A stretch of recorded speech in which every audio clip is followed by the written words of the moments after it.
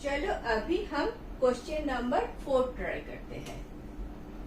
Question number 4 देखते हैं इसको, इसमें क्या है और हम एक्सप्लेन करते हैं अगर कुछ नया चीजें है तो। A body of mass, a body of mass 60 kg suspended by means of suspended by means of three strings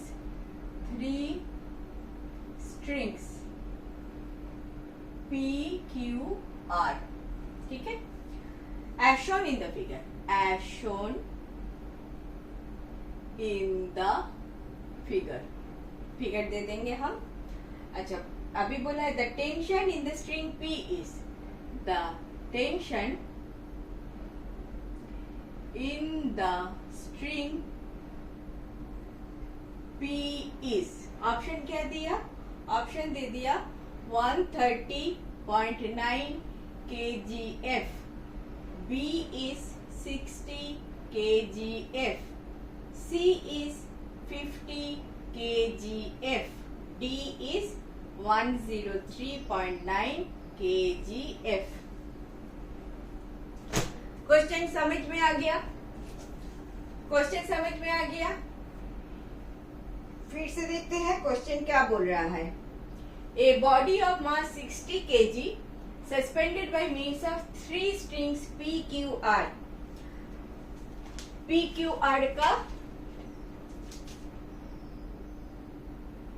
ये वाला एंगल दे दिया आपका 30 degree, this is 90 degree, this is 90 degree, this is your P, this is your R, this is इधर एक मास है P, this is Q, this is 60 kg।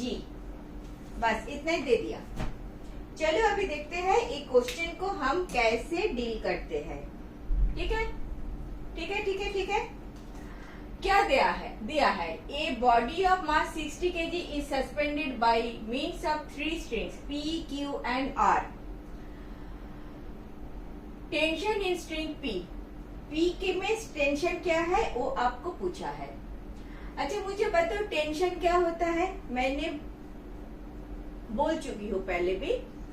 Tension होता है एक kind of force, one kind of force is tension. तो tension क्या है? जब एक स्ट्रिंग है, एक स्ट्रिंग को आप खींच रहे हो तो इसके अंदर टेंशन डेवलप कर रहा है। एक रबर बैंड है, इसको खींच रहे हो, ये बड़ा हो रहा है, नॉर्मल जो इसका लेंथ है उसे बड़ा हो रहा है, छोड़ दोगे तो खुद अपने साइज का हो जाता है। ये जो बड़ा हो रहा है तो इसके अंदर टेंशन डेवलप कर रहा है। ठीक है, मैं 2 बातें और बता देती हूँ। ये जो हम फोर्स का चैप्टर कर रहा है, ये फोर्स में actually we have 4 kinds of force, 4 kinds of force I have, real force. एक number force is gravitational force. इसके बारे में हम ग्रेविटेशनल चैप्टर में बहुत कुछ पढ़ेंगे, इधर ज्यादा जानने का जरूरत बिल्कुल नहीं है। F equal to G m1 m2 by r square ई जानते हो तो काफी अच्छा है। ये फोर्स क्या है? 2 बॉडी m1 एंड m2 के बीच में है, ये 2 बॉडी r डिस्टेंस दूरी पे है। G is the constant, universal gravitational constant. इतना जानते हो तो काफी है, इसके आगे हम बहुत चर्चा करेंगे। और एक चीज बता देती हूँ, G जो एक्सेलरेशन ड्यू टू ग्रेविटी आप बार बार पढ़ते हो। देखो F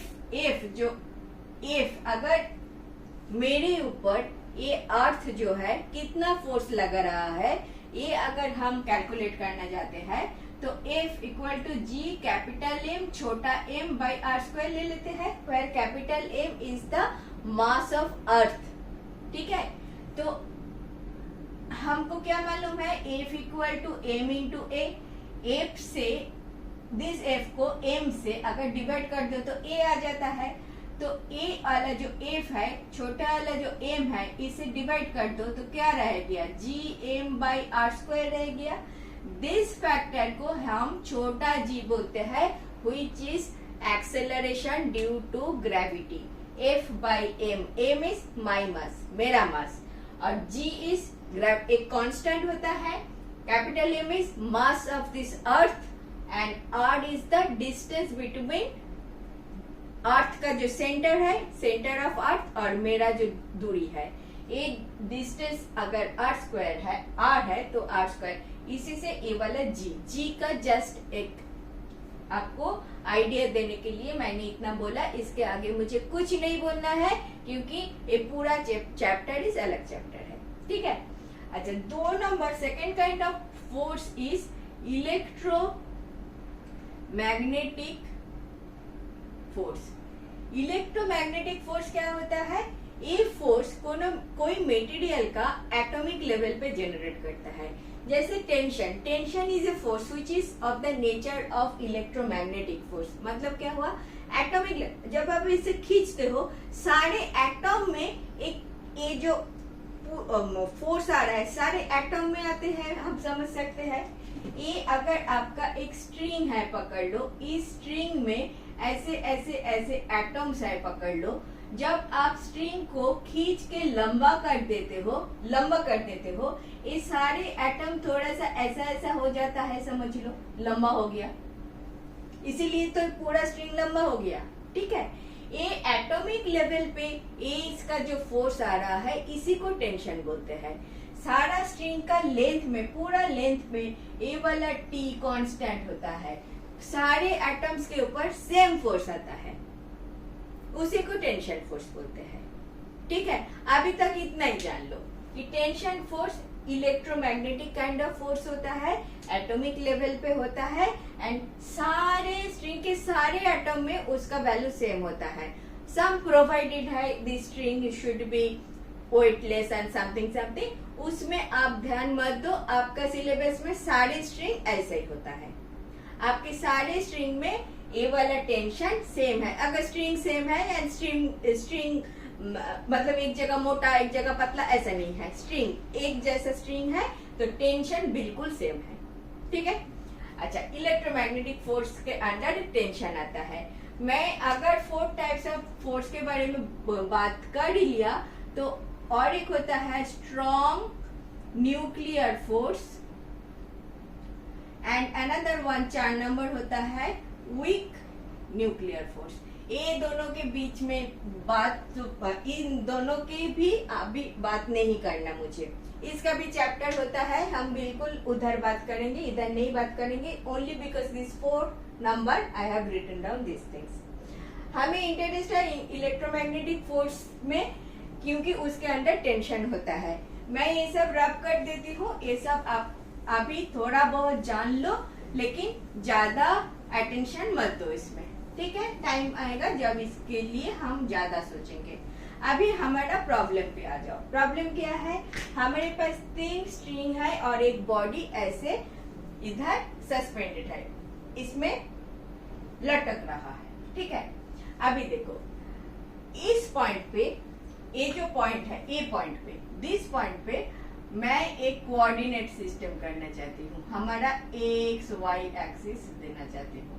कोई प्रॉब्लम है? एक्स वाई एक्सिस मैं अगर इसको ओरिजिन बना के ड्रॉ कर लूँ, आपको कुछ प्रॉब्लम नहीं है। ये जो एक्स एंड वाई एक्सिस है, और इसमें तो P और Q तो एक्सिस के ऊपर ही है, ओनली टेंशन जो R के ऊपर है वो एक्स एंड वाई पे नहीं है। दूसरी चीज आप देखो, ए वाला एंगल अगर 30 डिग्री है तो ए वाला एंगल कितना होगा? 60 डिग्री होगा। You know that this is 90 degree, तो दिस इज अगर 30 डिग्री तो दिस इज डेफिनेटली 60 डिग्री, ठीक है। नाउ याद कर लो, हम बार बार कर रहे थे ए वेक्टर एक्स वाई, अगर थीटा इधर है, ए वाला कंपोनेंट ए कॉस थीटा हो रहा था एंड ए वाला हो रहा था ए ऑफ साइन ऑफ थीटा। अभी एक सिस्टम है जिधर ए वेक्टर थीटा ऊपर है, this is X axis, this is Y axis. Theta जिधर है उधर होता है A of cos of theta, इधर होगा A of sine of theta, correct.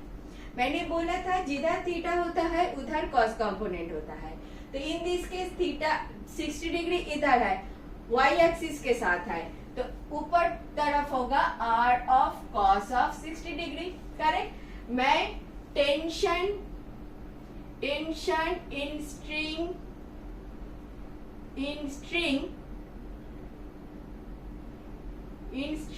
P को P बोल रही हूँ, टेंशन इन स्ट्रिंग Q को Q बोल रही हूँ, टेंशन इन स्ट्रिंग R को R बोल रही हूँ, ठीक है।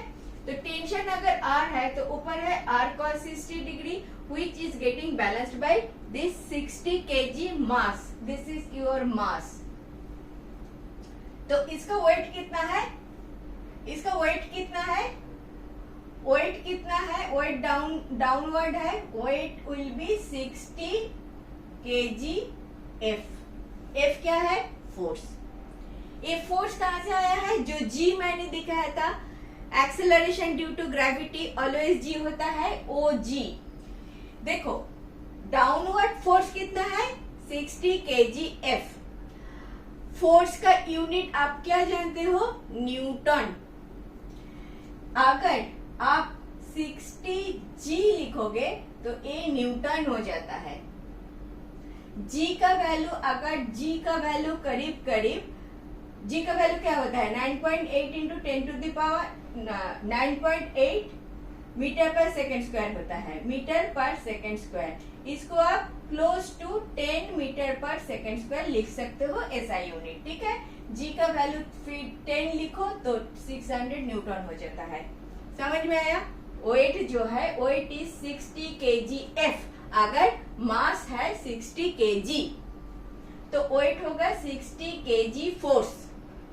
ये फोर्स को G से मल्टीप्लाई, G 60 को G से मल्टीप्लाई कर दोगे तो बन जाता है न्यूटन। फिलहाल इतना ही आप याद रखोगे।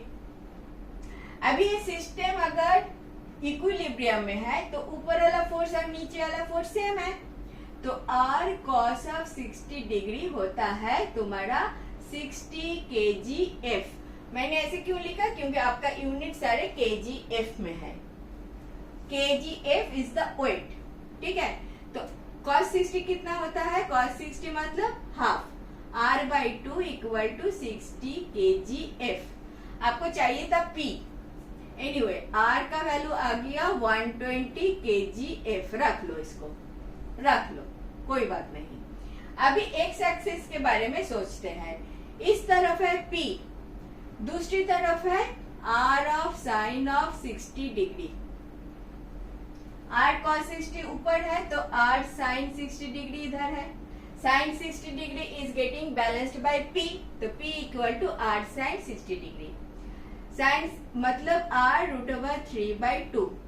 R का वैल्यू इधर से ले लो, R का वैल्यू क्या है 120 √3/2 kg F, करेक्ट। 120 कट गया, 60 √3 kg F। तो तुम्हारा P का वैल्यू कितना आ जाएगा, P इक्वल टू P का ही चाहिए था तो 60 √3 kg F। √3 का वैल्यू लगाओ, 60 इंटू 1.732 kg F। मल्टीप्लाई करो, मल्टीप्लाई करने से 103.9 kg F आ जाएगा। D is your correct option. ठीक है, समझ में आया मैंने क्या क्या किया, क्या क्या किया, इधर क्या क्या करना था, क्या क्या सोचना था। पहले तो दिस R वेक्टर को दो कंपोनेंट में डिवाइड करना था। ये बात हम इतने बार बोलेंगे कि आपको भूलने का मौका ही नहीं देंगे, ठीक है। सारे क्वेश्चन में ये बात हम बोलेंगे। दोनों पार्ट में डिवाइड किया, x axis and y axis का जो कंपोनेंट है दोनों तरफ इक्वेट किया और सॉल्व किया। इसके आगे एक चीज इधर सीखने का था, that is kgf। Mass what ever be the mass of this is 10 ग्राम। इसका वेट 10 ग्राम है, नहीं, वेट इज 10 ग्राम F। नीचे आगे 10 ग्राम CGS यूनिट में बोल रही हूँ तो F भी आपका CGS यूनिट में आएगा। मतलब वेट निकालना है तो 10 ग्राम के साथ 980 अगर मल्टीप्लाई करोगे तो न्यूटन की जगह डाइन आ जाएगा।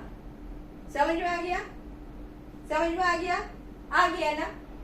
नहीं आया तो मैं बार बार आगे भी न्यूमेरिकल के साथ ये बात बताते जाऊंगी। ठीक है, ये वाला क्वेश्चन समझ में आ गया? ऐसे क्वेश्चन आएंगे तो कर पाओगे ना? ठीक है, हम नेक्स्ट क्वेश्चन लेते हैं, देखते उसमें क्या हमारा ज्यादा, इसके ऊपर हम और क्या सीखेंगे वो हम देखते हैं। ठीक है।